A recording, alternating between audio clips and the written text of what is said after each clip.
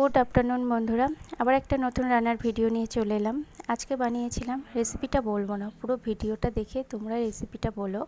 তার জন্য এখানে 7-8টা ডিম সিদ্ধ করে রেখেছিলাম। এখানে নিয়েছিলাম একটা বড় পেঁয়াজ, 4টে মতো কাঁচা লঙ্কা, একটু আদা, 7-8টা রসুনের কোয়া পেস্ট করে রেখেছিলাম। এখানে 2টো শুকনো লঙ্কা আর কটা জিরে নিয়েছিলাম ফোড়নের জন্য। আর একটা বড় নারকেল, সেটা কুড়ে একটা পরিষ্কার ন্যাকড়ায় ছেঁকে নারকেলের যে দুধটা হয় সেটা বের করে রেখেছিলাম।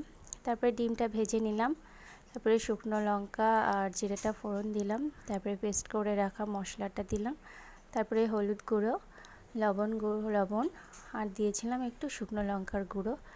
লবণ আর ঝালটা তোমরা যে যেমন খাও সেই পরিমাণ হিসাবেই দিও। মশলাটা কষে তারপরে আগের থেকে নারকেলের যে দুধটা করে রেখেছিলাম সেটা ঢেলে দিলাম।